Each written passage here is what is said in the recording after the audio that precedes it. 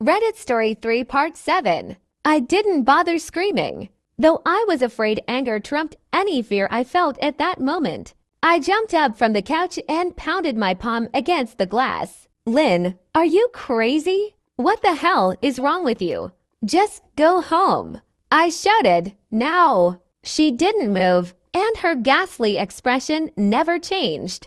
If anything, her smile only grew, as if she had never been more elated. I could hear Chris and his wife moving around upstairs, as if Lynn could hear them from her place outside. Her head twitched slightly in their direction, and she began to close her mouth slowly. Chris called my name from upstairs, obviously concerned. I turned to see him and his wife Rebecca hurrying down the steps. When I turned back to the window, Lynn was gone. The only sign she'd been there at all was the 2 streaks of drool, still dripping down the glass. I tried explaining to Chris and Rebecca about waking up to see Lynn watching me through their window. They were skeptical. Who wouldn't be? Chris and I went outside to the spot in front of the window, but there were no footprints in the dirt. Just a slight indent. Animal probably, Chris guessed, and I didn't argue. He and Rebecca assumed I dreamt the entire episode, but they didn't understand,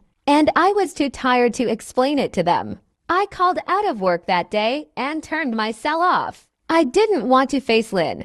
Just talking to her was too much for me at that point. I really started to believe something was irreversibly wrong with her. That no matter what promises she made, we'd never be the same again. The thought saddened me to my core. I cried most of the morning. By noon, I figured I was ready to confront her. Give her one last chance to explain herself. I could at least give her that after 6 years, I told myself. I turned my phone on and saw the dozens of texts she'd sent, all from a seemingly concerned wife. Can we talk? I love you. Please call me. I'm really worried. Can you answer? Just come home. And more of the same. All texts telling me she loved me and she wanted me home. How worried she was. Not a damn one addressing the crazy shit she pulled. Like she hadn't been acting like a character from a Stephen King book. Even her texts were different. She normally texted novels just to tell me to pick up a loaf of bread. You'd think she'd have more to say to me after her bizarre shenanigans. Heart ate out now.